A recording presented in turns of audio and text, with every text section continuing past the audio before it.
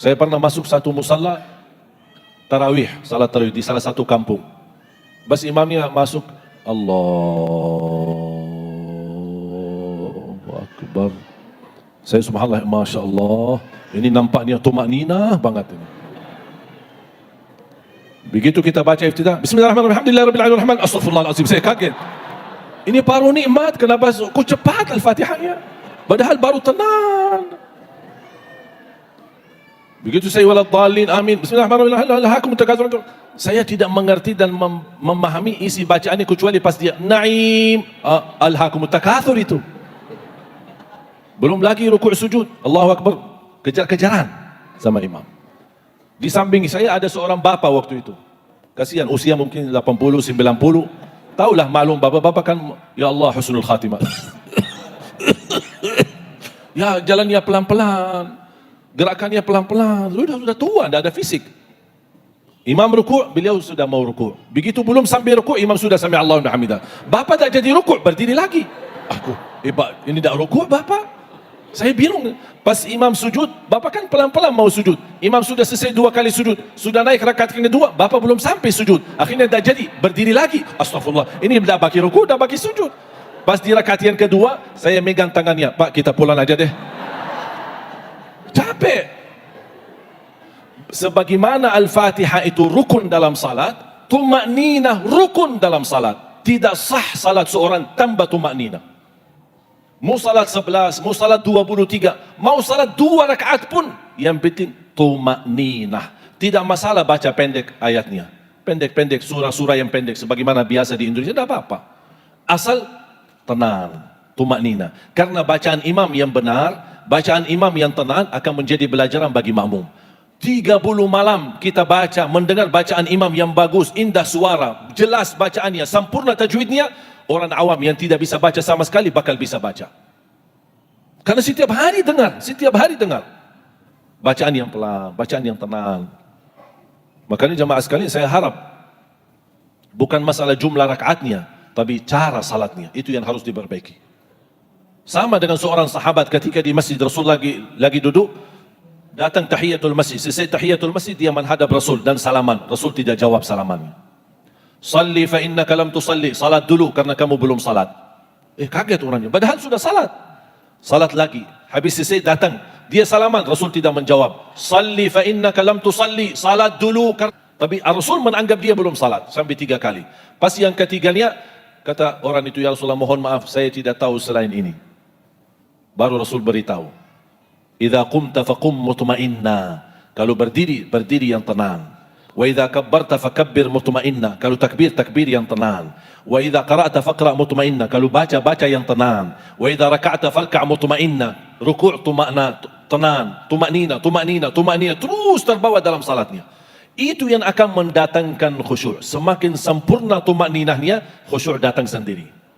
Allah tidak perintahkan salat khusyuk, tapi yang diperintahkan salat tumakninah. Karena tumakninah rukun, khusyuk bukan rukun. Ketika kita bisa tumakninah dalam salat, gerakannya santai, nikmat, akan datang khusyuk sendiri.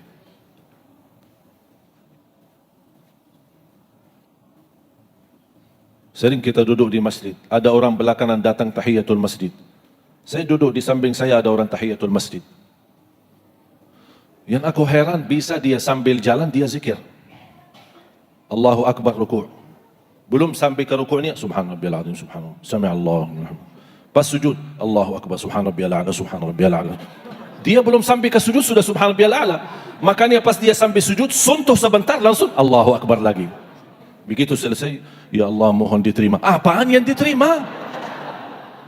Aku heran nih, kenapa kita salat 2 rakaat tak sampai 10 menit, tapi begitu caranya, wallahi kita malu sama Allah.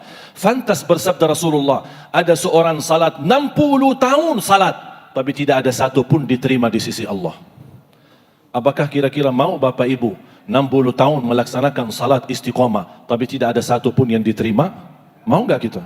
Na'udzubillahi min zalik. Nikmati salat. Salat itu tali hubungan kita sama Allah. Kalau terputus tali itu, tidak ada ibadah yang lain yang bisa nyambung. Bukan hanya tiang agama, tapi makanya perintah salat Allah suruh Nabi Muhammad datang. Allah tidak turunkan lewat wahyu. Semua perintah agama lewat wahyu. kecuali salat. Nabi Muhammad harus naik karena ini perintah yang agung dan harus dia bertemu Allah langsung untuk menerima perintah itu. Allah ingin menunjukkan kepada kita karena untuk beribadah salat itu tidak ada penantara antara kita sama Allah. Ibadah salat langsung sama Allah. Zakat bisa lewat penantara, titip zakat ke masjid, orang masjid yang antarkan zakatnya. Bisa kita titip ke yayasan, yayasan antar sedekah kita. Tapi salat itu tidak bisa mewakili. Zakat, ada umrah badal? Ada. Ada haji badal? Ada. Ada salat badal? Tidak ada salat badal. Masa kita datang kepada orang habib atau syekh atau ustaz atau kiai, maaf kiai saya lagi tidak enak badan, boleh Pak Kiai wakili saya salat? Kalau ada orang datang kepada saya jawab nanti, oh saya kalau mau salat nggak bisa, tapi kalau mau disalati saya bisa. Nah, disalati insya Allah bisa. Salat tidak bisa mewakili. Satu-satunya ibadah harus dilaksanakan. Dan satu-satunya ibadah tidak bisa ditinggalkan apapun alasannya. Kecuali kalau terjadi dua hal. Murtad, kafir, sudah keluar dari Islam, sudah tidak ada wajib salat. Yang kedua, paham ini? Apa? Hah? Kalau sudah begini, udah tidak ada wajib salat. Makanya saya sering kalau datang ke masjid melihat anak-anak muda lagi nongkrong di luar, tidak mau masuk ke masjid, dia bilang, ayo salat. Dia tidak respon, tidak jawab. Oh maaf ya. Assalamualaikum. Mungkin dia begini. Ya, yang begini ya tidak perlu diajak karena sudah begini. Salat itu tidak bisa ditinggal. Puasa boleh ditinggal? Boleh kalau lagi sakit, musafir. Haji boleh tidak haji? Ada orang muslim tidak haji? Ada, belum mampu. Ada orang muslim tidak zakat? Ada, dia miskin malah justru terima zakat. Tapi tidak ada orang muslim tidak salat semestinya. Makanya tahun 400 Hijriah ada pertemuan ulama di Maroko. Ulama agama membuat satu buku fikih untuk membantu umat supaya mereka bisa memahami agama dengan cara sederhana. Di dalam buku fikih ini yang dibahas oleh ulama ada salah satunya bagaimana hukumnya orang yang tidak salat. Apa yang harus kita tuliskan dalam buku ini? Ulama bingung menjawab. Dianggap ini persoalan yang kemungkinan susah terjadi. Itu menurut ulama dulu. Kemungkinan susah terjadi, makanya kami tidak berani memberikan hukum dan penjelasan. Karena tidak masuk akal ada orang muslim tidak salat. Ini zaman tahun 400 Hijriah. Dianggap zaman dulu ulama itu aneh, tidak masuk akal ada orang muslim tidak salat. Makanya mereka tidak berani tulis hukum. Bagaimana hukum orang yang tidak salat? Tidak berani. Karena itu sesuatu yang tidak bisa terjadi. Bagaimana kalau mereka ada di zaman sekarang? Banyak orang muslim tidak salat. Sama sekali.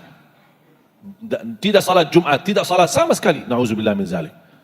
Makanya kita harus tahu, salat itu satu-satunya ibadah yang tidak bisa ditinggalkan. Tidak bisa berdiri, duduk. Tidak bisa duduk, berbaring. Tidak bisa wudu, tayammum. Tidak bisa menghadap kiblat kemana saja. Dalam keadaan perang menghadapi musuh, tetap ada salat. Namanya salat khauf. Ada cara, tata caranya melaksanakan, tapi tidak ada alasan meninggalkan salatnya. Hatta dalam keadaan sakit, parah, kotor, tidak bisa apa-apa, tidak bisa bergerak, tidak bisa tayammum, niat dan tetap salat. Ada jamaah kasar, tidak bisa karena sakit, boleh jamaah. Musafir, jamaah dan kasar. Kadang boleh jamaah, tidak boleh kasar. Kadang boleh kasar, tidak boleh jamaah. Kadang boleh jamaah dan kasar. Semua diberikan keringanan untuk tetap melaksanakan salat. Tidak ada alasan tinggalkan salat. Dan salah satu keindahan dalam salat melalui suratul Fatihah berdialog sama Allah. Qala Allah Azza wa Jalla, hadis Abu Hurairah radhiyallahu an, Rasulullah SAW bersabda, Allah berfirman, hadis qudsi. Qasamtu salata baini wa baina 'abdi nisfain. Aku telah membagikan salat menjadi dua bagian. Yang dimaksud kata salat di dalam hadis ini adalah suratul Fatihah. Salah satu nama suratul Fatihah as-salah.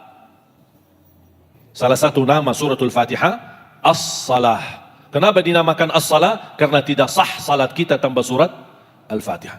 Kata Allah di hadis qudsi, qasamtu salata baini wa baina 'abdi nisfain. Aku telah membagikan salat antaraku dan hambaku menjadi dua bagian. Fa idza qara'a 'abdi alhamdulillahi rabbil alamin. Kalau hambaku mengucapkan alhamdulillahi rabbil alamin, qala Allah hamadani 'abdi. Allah jawab, hambaku telah memujiku. فإذا قرأ عبدي الرحمن الرحيم, kalau hamba membaca Ar-Rahman Ar-Rahim, Allah jawab, hambaku abdi athna alayya abdi, hambaku telah memuji dan mengagungkanku. Ketika dia lanjut, qala Allah, fa idza qara abdi maliki yaumiddin, qala Allah majjadani abdi, kalau hambaku membaca maliki yaumiddin, Allah jawab, hambaku telah mengagungkanku. Jadi yang pertama, Allah memuji, dipuji oleh Allah SWT. Alhamdulillah Rabbil Alamin, hambaku telah memujiku. Ar-Rahman Ar-Rahim, hambaku telah memuliakanku. Maliki Yaumiddin, hambaku telah mengagungkanku. Iyyaka na'budu wa iyyaka nasta'in, Allah jawab, ini antaraku dan hambaku, dan apapun yang dia minta, aku berikan. Subhanallah. Begitu dia Allah jawab, dia langsung minta apa? Ihdinas siratal mustaqim. Allah jawab apa? Ini untuk hambaku dan aku ijabah. Siratal ladzina an'amta alaihim ghairil maghdubi alaihim waladdallin. Allah tetap menjawab, ini untuk hambaku dan aku ijabah. Allah jawab kita. Amin. Apa artinya amin? Allahumma stajib. Ya Allah, mohon diterima. Allah jawab, aku terima. Indah suratul Fatihah ini. Saya paling nikmati dalam salat sunnah maupun salat fardu, seindah-indah baca yang selama walaupun penghafal Al-Quran, tapi seindah bacaan yang bisa dirasakan berdialog dengan Allah, itu suratul Fatihah. Wallahi nikmat. Saya ingat waktu kami di Madinah, ada salah satu adik saya, kami berkeluarga 12, timnas. 9 laki 3 perempuan. Ada alhamdulillah 10 penghafal Al-Quran 30 juz. Dan kami datangkan di Indonesia. Saya datangkan ada 4 adik saya. Saya datangkan kemari untuk berjuang di Indonesia. Walaupun mereka belum warga negara Indonesia, tapi mereka masih alhamdulillah senang di Indonesia, betah di Indonesia, dan insya Allah bersama adik-adik kami untuk memperjuangkan mencetak 1 juta penghafal Al-Quran.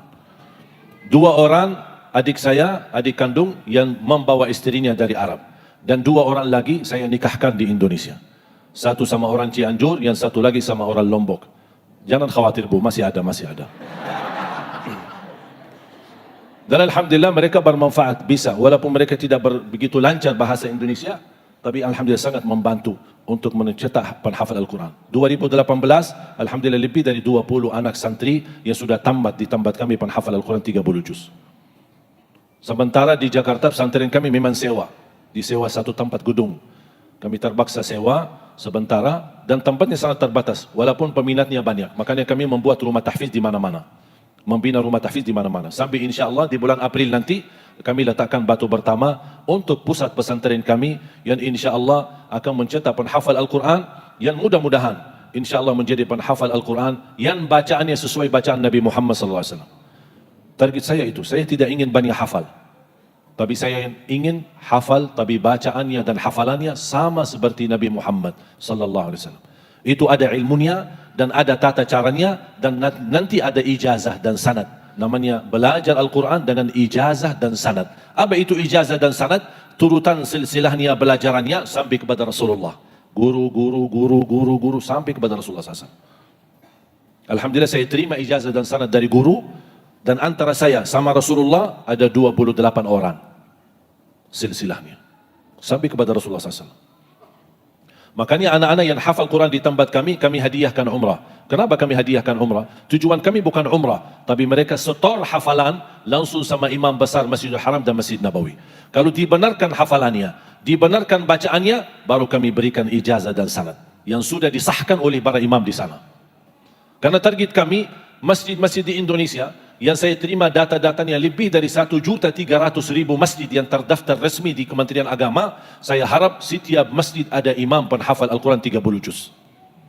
Agar bacaan si imam ini bukan tugasnya jadi imam, tapi juga sekaligus tugasnya memimpin jamaah di masjid masing-masing. Tahsinu tilawah, memperbanyak hafal Al-Quran sedikit demi sedikit, insya-Allah. Sejauh manapun target kami, seberapapun jumlah target kami, saya yakin akan mencapai target itu kalau kita berjalan berlangkah-langkah.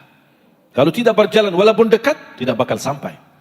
Tapi kita berjalan langkah-langkah walaupun jauh, pasti akan sampai. Dan saya yakin pertolongan Allah akan datang. Makanya saya harap Bapak Ibu, ketika Anda lagi salat, membaca Al-Fatihah atau di luar salat, saat Anda menhayati bacaan suratul Fatihah, tolong disisahkan dalam salatnya atau sisahkan dalam doanya, tolong doakan kami agar kami mampu membawa Indonesia menjadi negara Al-Quran. Mohon maaf, saya datang di sini bukan buat main-main. Kalau saya mau senang-senang, ya saya di Madinah, diam di Madinah. Lebih tanah suci, lebih bersih, lebih nyaman, lebih makmur. Kenapa saya tinggalkan Madinah? Untuk datang sini jalan-jalan buat senang-senang? Tidak. Tugas saya satu, dan selalu saya berdoa, ya Allah, mohon jangan cabut nyawa saya sampai saya mewujudkan 1 juta penghafal Al-Quran untuk Indonesia. Dan Alhamdulillah kita terus berkembang melihat anak-anak. Bapak Ibu kan sudah melihat acara Hafiz Indonesia. Anak-anak di bawah 10 tahun, tapi luar biasa, sangat membanggakan. Saya punya kawan, punya TV di Arab. Begitu lihat acara Hafiz Indonesia, beliau menawarkan kepada saya, kami ingin buat Hafiz Arab, versi Arab. Kami berusaha bikin di sana. Kami undang anak-anak. Ternyata gagal, tidak berhasil. Ternyata bahan anak-anak yang cerdas, pintar dan jumlah hafalannya banyak, Indonesia lebih diutamakan. Ini karunia dari Allah. Ketika mulai acara Hafiz Indonesia, kami tidak duga ada selain Musa yang usia 5,5 tahun tapi hafal 30 juz. Ternyata masih ada lagi. Ada Ahsani, ada Aulia, ada Fuadi, ada Azza, ada banyak lagi anak-anak penghafal Al-Quran. Ini menunjukkan karunia Allah Subhanahu wa taala.